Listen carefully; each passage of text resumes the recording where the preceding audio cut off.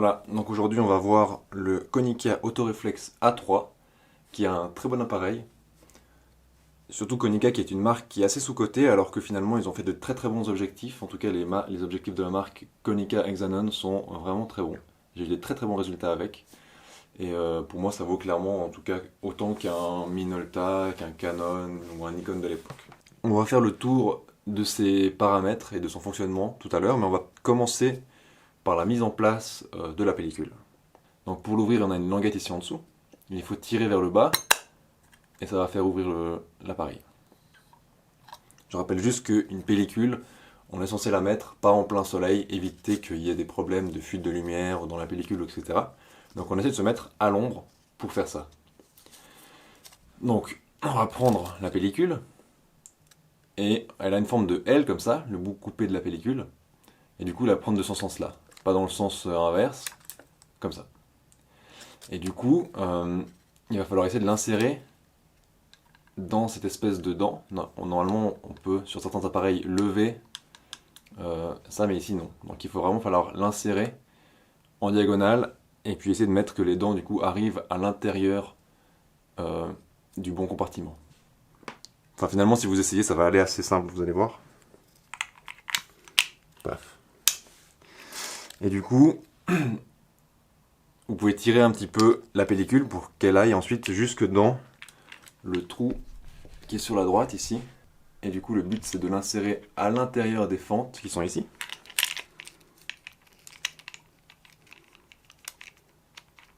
Et puis, tout en tenant la pellicule, j'aime bien avancer une première fois le levier. Voilà. Si vous n'arrivez pas à avancer le levier, c'est qu'il faut prendre une photo. Une fois que vous avez fait ça, et que la pellicule est bien à plat, vous pouvez fermer. Et du coup, avancer le film jusqu'à la première prise de vue. Donc pour faire ça, très simple, vous prenez des photos, puis vous avancez le levier, et vous faites ça plusieurs fois. Jusqu'à ce que dans la petite fenêtre ici, vous voyez apparaître le chiffre 1.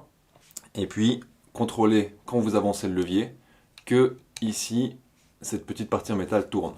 Si elle ne tourne pas, c'est que vous avez fait une faute et qu'il faut peut-être remettre le film correctement. Là, vous voyez que ça tourne, tout est bon. Hop. Et là, on arrive sur le 1. Donc, on est prêt pour la première prise de vue. En général, quand on met un film, la première chose à faire, le premier réflexe, c'est de directement régler les ISO pour qu'ils correspondent au film qu'on vient de mettre. Mais avec ces appareils-là, qui sont assez anciens, il y a un petit trick supplémentaire à faire attention. Donc là, on a mis une pellicule qui est de 200 ISO. Donc normalement, on aimerait bien dans la petite case ici à l'intérieur, lever, et puis tomber du coup sur 200. Donc vous levez en fait la partie autour des vitesses, vous tournez, et après vous refermez. Enfin, vous laissez tomber, et voilà, hop, on est sur 200. Et après, on peut bouger du coup les vitesses, et ça va rester 200 dans la petite fenêtre. Mais, comme je disais, un petit trick, c'est que ces appareils fonctionnent avec des piles qui sont anciennes et qui ne se font plus aujourd'hui, ou qui sont du moins très très difficiles à trouver. J'en ai trouvé, mais elles étaient passées 30 francs l'unité, et on ne sait pas combien de temps elles vont durer, donc voilà, c'est un peu compliqué. Et on peut très bien utiliser des piles d'aujourd'hui, des LR44, mais il y a juste une petite chose à faire attention. C'est-à-dire que là, elles sont faites pour des piles de 1,35 volts, mais aujourd'hui dans le commerce, on trouve beaucoup plus facilement des piles de 1,5 volts. Donc il y a une petite différence, et du coup, il faut essayer de la compenser. Du coup, ce que j'ai trouvé être la meilleure technique finalement, c'est de changer les ISO et en mettre un petit peu moins. J'en mets un quart moins de ce qui est du coup marqué sur le film de base. Je m'explique. Là, on a un film de 200. À la place de mettre 200 dans les ISO, on va descendre et mettre 150. Et du coup, pareil, si vous avez un film de 100, vous descendez pour mettre 75. Un film de 400, vous descendez pour mettre environ 300, etc., etc. 800, vous descendez environ à 600. Voilà. Vous mettez toujours légèrement moins d'ISO. Il y a un petit risque de temps en temps de surexposer le film, mais c'est vraiment pas grave du tout. Parce qu'en soi, un film, il peut très bien être surexposé, un petit peu, ça va pas du tout être un problème. Mais si tu sous-exposes ton film, c'est là où tu vas avoir des problèmes où, quand ils vont faire le scan dans ton laboratoire, ils vont essayer de retrouver un peu des détails dans les ombres. Et en fait, souvent c'est là où l'image doit venir de médiocre qualité, que tu auras peut-être des espèces de couleurs un peu vertes ou magenta dans tes ombres, et c'est vraiment pas voulu. Et c'est pas intéressant du tout. Donc vraiment, de façon générale aussi, c'est un bon tips, c'est mieux de surexposer ton film un petit peu que le sous-exposer. Toujours essayer de surexposer. Du coup voilà, là maintenant on a mis le film dedans, on a réglé les ISO, on peut utiliser l'appareil.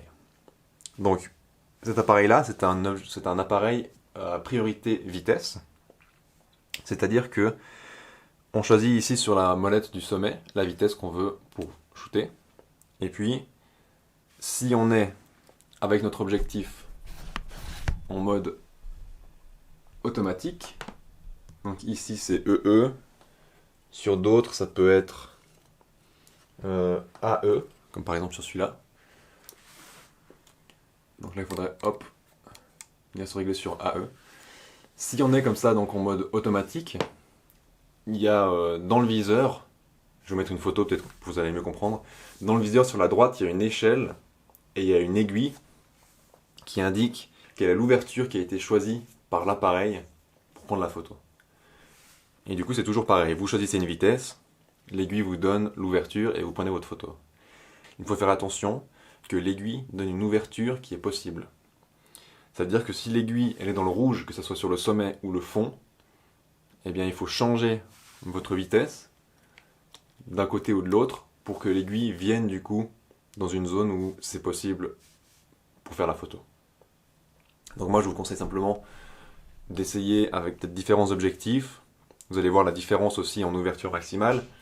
Il y a voilà, cette espèce de voile rouge qui vient sur le sommet de l'écran des aiguilles. Lorsque vous utilisez un objectif par exemple comme le 300 ou le 130 ici, qui va du coup changer l'ouverture maximale, et vous allez voir. Et du coup, je vous conseille de peut-être un petit peu tester avec votre appareil avant de mettre une pellicule, comme ça vous pouvez vraiment faire vos différents essais. Et puis, c'est tout ce qu'il y a à faire du coup. Vous mettez sur E, vous choisissez votre vitesse, vous faites votre cadrage, la mise au point, c'est tout simple. Et puis vous prenez votre photo. Tac. Après, à chaque fois, il faut avancer. Mais après, moi, ce que je vous conseille, vu que cet appareil-là, il n'a pas en fait de manière de s'éteindre ou de s'allumer, c'est-à-dire que si vous ne voulez pas l'utiliser, il faut mettre le bouchon devant l'objectif pour éviter que la batterie ne s'utilise trop. Et puis, il n'y a pas de méthode pour l'éteindre. Du coup, si vous avancez le levier à chaque fois que vous prenez la photo, il y a un risque qu'il soit dans votre sac ou je ne sais pas, qu'il prenne une photo tout seul. Donc moi, je vous conseille de genre prendre votre photo, et puis si vous n'utilisez pas l'appareil, de ne pas l'avancer. Comme ça, vous ne pouvez pas prendre de photos accidentelles. Et une fois que vous voulez faire une photo de nouveau, vous pouvez recharger. Et puis voilà. Du coup, il est vraiment tout simple à utiliser. Il n'y a vraiment que ces deux petites choses-là. Et puis, donc là, les vitesses, elles vont de 1 millième de seconde, donc c'est très rapide, jusqu'à 1 seconde. Donc si vous descendez 1 500e, 1 250e, 125, il est en cette couleur-là parce que c'est la vitesse maximale pour la synchronisation avec le flash. Mais aujourd'hui, peu de chances que vraiment vous utilisiez cet appareil-là avec le flash. Moi, ce que j'ai fait d'ailleurs, vu que je n'utilise vraiment pas du tout le flash en argentique, c'est que j'ai carrément enlevé en fait le socket pour le flash. Donc on peut dévisser ici une partie du viseur.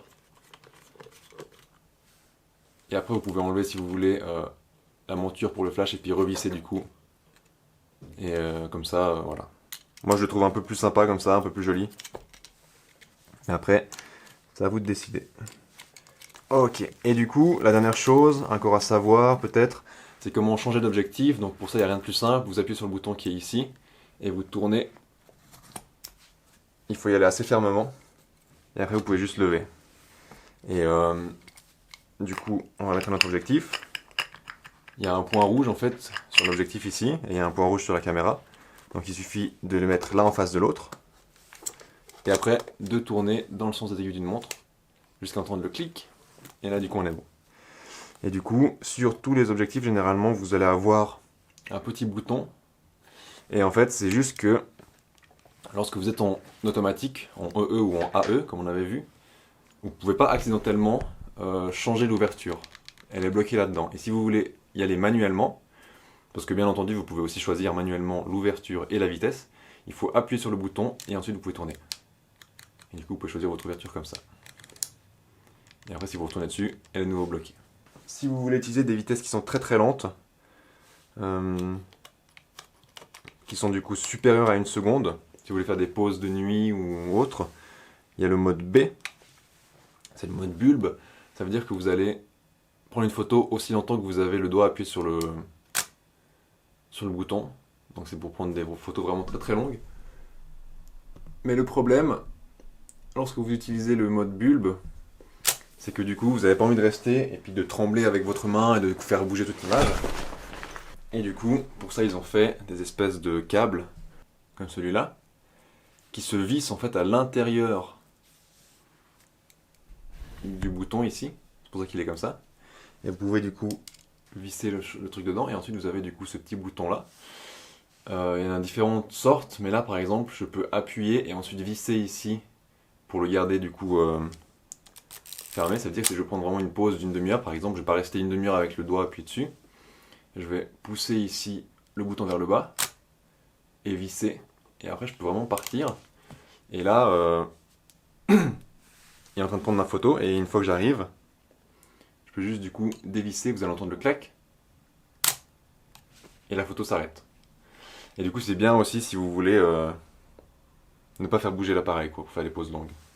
Donc les petits câbles comme ça, si vous en trouvez un, c'est super. Et après voilà, ça c'est vraiment utile pour les pauses longues. Et à savoir que les pauses longues sur les films, c'est pas pareil que les pauses longues en numérique. Donc si vraiment vous voulez vous lancer dans des pauses longues, que ce soit avec des filtres ND en pleine journée ou des photos de nuit ou peut-être des photos des étoiles, si vous voulez essayer des filets d'étoiles, les photos, il faut penser qu'il y a ce qu'on appelle le reciprocity failure, qui dit en fait qu'un film est de moins en moins sensible à la lumière, plus de temps il est exposé.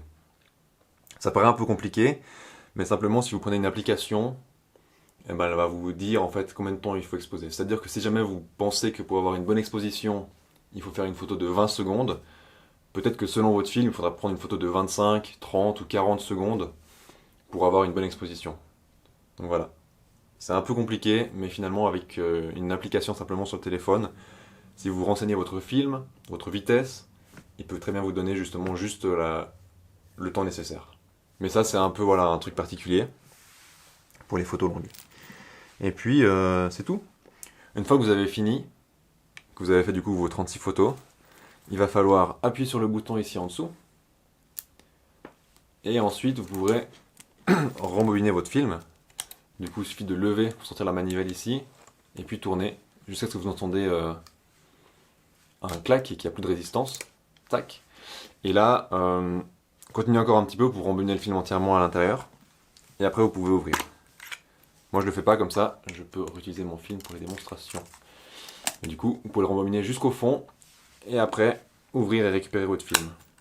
Et bien sûr que jamais, au grand jamais, vous devez ouvrir l'arrière alors que vous avez votre film dedans, sinon vous allez exposer votre film et vous allez perdre toutes vos images. Donc vraiment, une fois que vous avez mis votre film dedans, vous faites vos photos, et vous le rembobinez entièrement avant de l'ouvrir. Et puis, une fois que vous aurez fait ça, le compteur de photos va revenir à 0 et puis vous serez de nouveau prêt pour repartir avec un nouveau film. Et du coup, ça c'est le compartiment à piles. Avec une pièce, vous pouvez simplement l'ouvrir et puis du coup changer si vous avez besoin les piles. Et puis du coup, vous vous rappelez cette différence avec les piles. Et du coup, rappelez-vous vraiment qu'il faut changer légèrement les ISO. Toujours en avoir un peu moins que ce qui est marqué sur le film. Ça c'est vraiment important, comme ça vous êtes sûr de ne pas avoir de mauvaises surprises. Et puis avec ces appareils qui sont un petit peu plus vieux, ce qu'il faut aussi faire attention, c'est en fait la façon de détecter la lumière pour l'appareil. Elle va peut-être de temps en temps vous sous-exposer votre image. J'en ai fait les frais, je faisais des photos dans la rue, Et puis dans mon image, il y avait une grande partie de ciel. La rue était légèrement sombre et le ciel était très très lumineux. Et du coup, l'appareil a essayé de faire une sorte d'image un peu moyenne, une exposition un peu moyenne par rapport au ciel et à la rue. Et du coup, en fait, le ciel est assez bien exposé, mais la rue est assez sombre et noire, il n'y a aucun détail. Et c'est assez dommage parce que du coup, on n'a aucun détail dans la rue. Donc, si vous vous retrouvez comme ça à faire des images avec des grandes différences d'exposition entre certaines parties de l'image, le mieux, c'est du coup, genre, viser uniquement, par exemple, ce que j'aurais dû faire, c'est viser uniquement la rue, regarder ce que me disait du coup l'indication avec l'aiguille à l'intérieur. Et quand j'étais à 125, imaginons, elle me mit F8. Bah, ce que j'aurais dû faire, c'est venir me mettre manuellement à F8, 125 et prendre mon image à ce moment-là. Donc c'est bien de faire ces expositions manuellement pour des scènes comme ça où il y a un fort contraste, pour être sûr de faire l'exposition pour les ombres plutôt.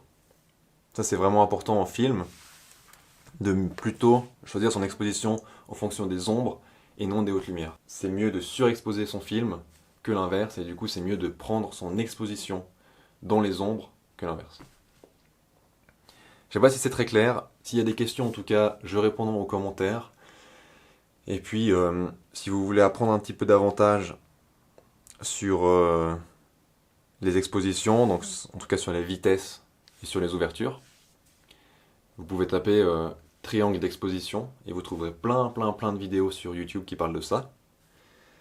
Et c'est exactement la même chose, vitesse et ouverture, que ce soit en photo numérique ou en photo argentique. La seule différence entre les deux, c'est les ISO. Donc voilà, si vous voyez une vidéo qui parle des ISO et qui parle de numérique, il ne faut pas écouter. Pour nous, les ISO, c'est uniquement le film. Donc en quelques mots, peut-être sur le triangle d'exposition.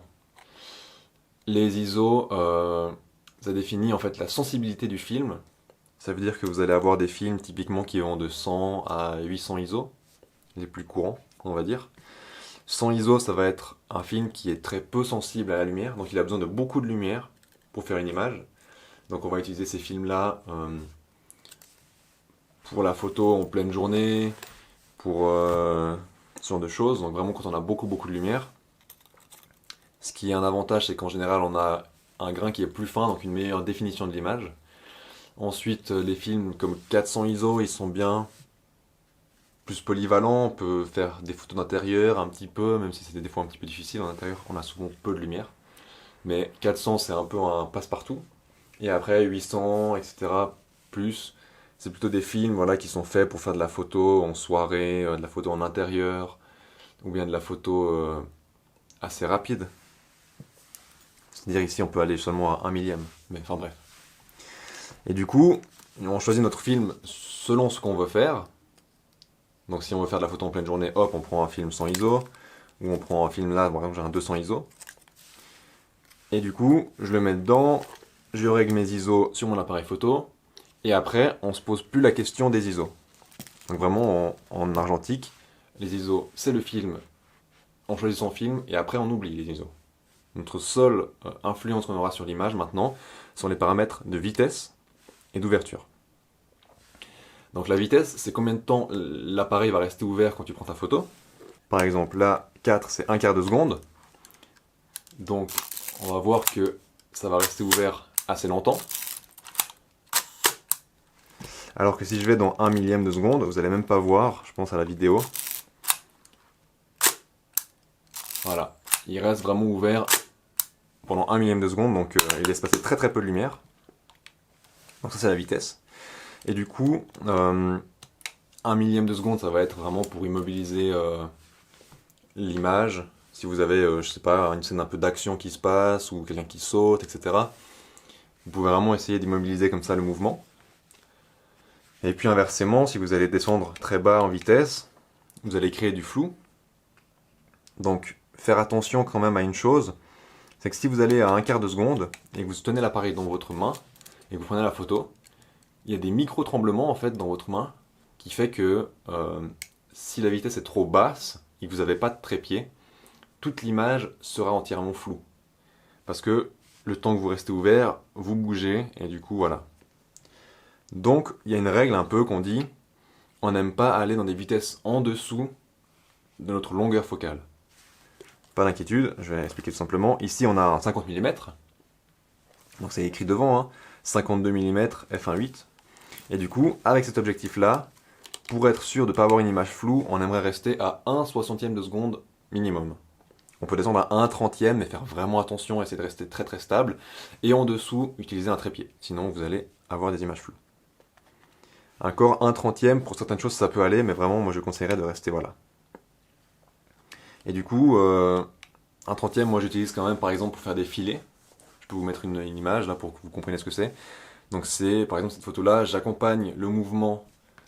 Donc, je garde, en fait, le cycliste à l'intérieur de mon viseur, au milieu, pendant que je prends la photo, et du coup, le fond, il va être étiré, mais lui, comme il reste au milieu, il sera net. Et du coup, ça fait un espèce de sentiment de vitesse un petit peu. Bon, là, sur cette image, les couleurs sont pas incroyables. Justement, j'ai un petit peu sous-exposé mon film, et du coup, voilà, comme je vous disais, il y a cette espèce de voile un peu de couleur qui vient dessus. Mais enfin bref, du coup, voilà. Si vous descendez, vous allez avoir du flou, et ça peut être hyper intéressant de temps en temps pour faire des expérimentations avec des personnes floues, un danseur qui danse, vous mettez sur un trépied avec une vitesse assez faible et vous allez pouvoir étirer les formes, ça peut être très sympathique. Et puis, en gros voilà, c'est un peu les expérimentations que vous pouvez faire avec la vitesse. Et maintenant il reste du coup l'ouverture. Donc ça en fait, c'est qu'il y a une sorte de diaphragme à l'intérieur de votre objectif et qui va être plus ou moins ouvert. S'il est tout ouvert, voilà, il y a l'entièreté de la lumière qui peut passer à travers tout l'objectif. Et plus on ferme, voilà, plus ça fait que la lumière doit passer par un tout petit trou. Et là, il est entièrement fermé. Et du coup, là, on est à f1.8, comme c'est son ouverture maximum, f1.8. Et plus on descend, voilà, là, on est à f16 avec lui. Et du coup, ça influence la quantité de lumière qui rentre, mais ça influence surtout la profondeur de champ. C'est-à-dire, est-ce que les choses qui sont devant et derrière notre sujet sont nettes? En gros, ça correspond aussi un petit peu, si on veut, à la quantité de flou qu'on a dans notre image. Donc si on est à pleine ouverture, tout ce qui sera avant et après l'endroit où on a fait notre focus sera flou. Et si on ferme notre diaphragme, on va avoir une plus grande profondeur de champ et du coup il y aura les choses qui seront devant et derrière notre sujet qui seront nettes. Donc c'est bien pour faire de la photo de paysage, etc. Et du coup voilà, vous pouvez définir un peu la quantité de flou grâce à ce paramètre-là. Et le flou aussi, si vous voulez vraiment maximiser le flou, il faut prendre un objectif qui est aussi qui zoome plus. Donc plus un objectif il est zoomé si on veut, d'une certaine manière. On dit plutôt, voilà, si c'est une longue focale, donc là, typiquement, 135, c'est pas mal. C'est une plus longue focale que 50, c'est quand même 2 fois plus, un peu plus encore, presque 3. Eh bien, il y aura plus de flou, en fait, derrière et devant notre sujet si on est à pleine ouverture. Donc si vous voulez maximiser le flou, vous prenez, voilà, le 135, vous le mettez à ouverture maximale, donc là c'est 2,8, et puis vous essayez d'éloigner le fond de votre sujet. Et du coup, c'est comme ça que vous pouvez maximiser le flou. Après, il faut faire attention parce que il y a une tellement faible profondeur de champ avec un objectif comme ça que c'est très facile de louper le focus et il faut faire vraiment très attention de ne pas vous approcher ou vous éloigner une fois que vous avez fait votre focus. Même un petit peu, des fois juste en vous penchant de quelques centimètres, ça peut faire que votre image sera floue. Donc voilà. Toujours faire un petit peu attention.